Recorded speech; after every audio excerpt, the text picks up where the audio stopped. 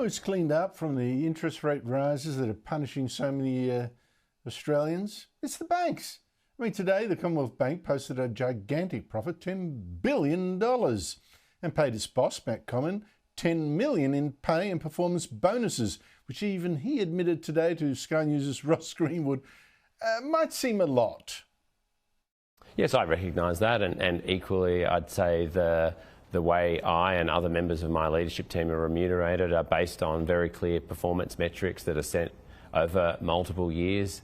In this case, those performance metrics were exceeded, and the remuneration that is paid is a consequence of that.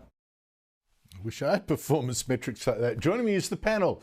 Michael Costa, former New South Wales Labor Treasurer, and David Gazzard, former Senior Advisor to Liberal Treasurer Peter Scello, now Head of DPG Advisory Solutions. Gentlemen, thanks to you both. Michael, how does this man get paid $10 million? Is that because he'd quit if he was paid just $7 million?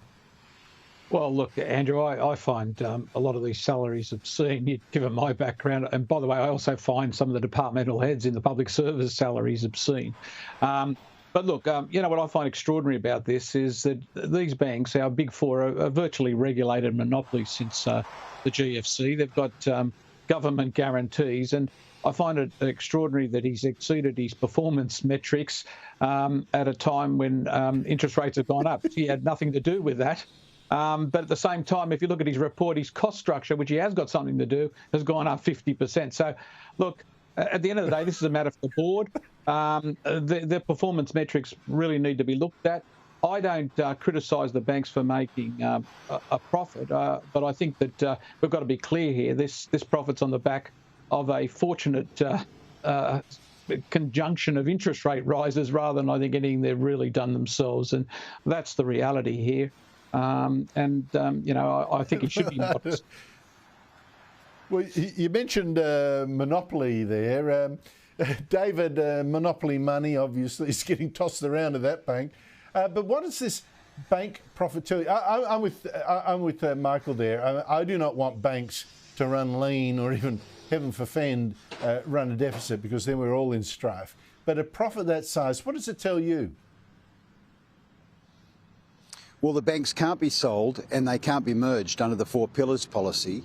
And you can see why there were bank executives saying, when all the pressure was on Phil Lowe, the soon-to-depart Phil Lowe as the RBA governor, who was actually doing his job in terms of constraining the inflation hoodoo, that there were bank execs saying, gee, we thought the pressure would come on us. Now, I get it, Michael get it, you get it.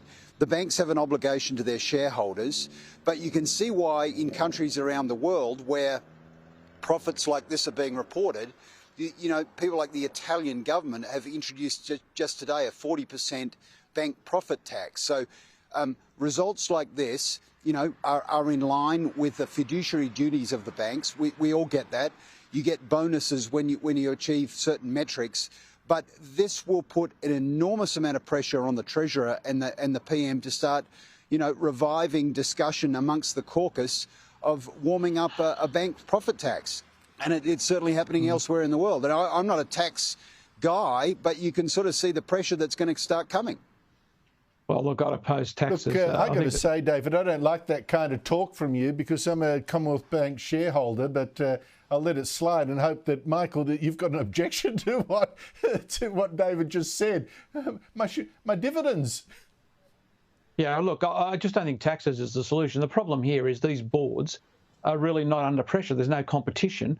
And the metrics they've set that have led to this extraordinary amount of salary are obviously wrong. You know, the cost structure's gone up. That's under his control. The interest rates are completely out of his control.